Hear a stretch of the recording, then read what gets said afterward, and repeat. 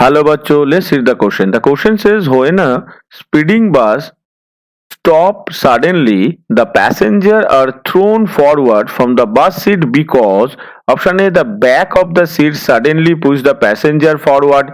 Option B, inertia of race stops the bus and takes the body forward. Option C, upper part of the body continues to be in the state of motion whereas the lower part of the body in contact with the seat remain at rest. Option D, upper part of the body come to rest whereas the lower part of the body in contact with the seat begin to move. So the question is about why a person or the passenger are thrown forward from a bus seat when the bus stops suddenly.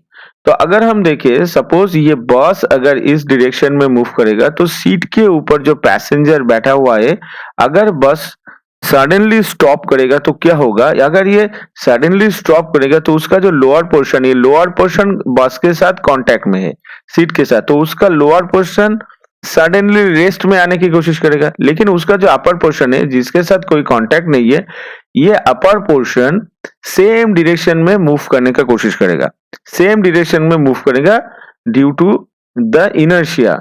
तो इसका जो lower portion वो rest में आ जाएगा और upper portion जो है वो मूव करने लगेगा बस के जो डायरेक्शन है, बस में जो मूवमेंट है जिस डायरेक्शन में उस डायरेक्शन में। इसलिए क्या होगा, इसके लिए उसका अपर पोर्शन सामने की तरफ झुक जाएगा लेकिन लोअर पोर्शन जिस पोजीशन में उस पोजीशन में ही इस पोजीशन में ये रहने की कोशिश करेगा। तो अगर हम ऑप्शंस को देखें तो इसमें जो ऑप्शन है option C, the upper part of the body continue to move in the state of the motion whereas the lower part of the body in contact with the seat remain at rest. तो ये हो जाएगा हमारा सही answer, क्योंकि lower portion rest में ही रहने की कोशिश करेगा और अपर पोर्शन बस के जो मूवमेंट का डायरेक्शन है उस डायरेक्शन में मूव करने की कोशिश करेगा। तो due to this the passengers thrown forward from their seat. Hope you all understood it well. Best of luck. Thank you.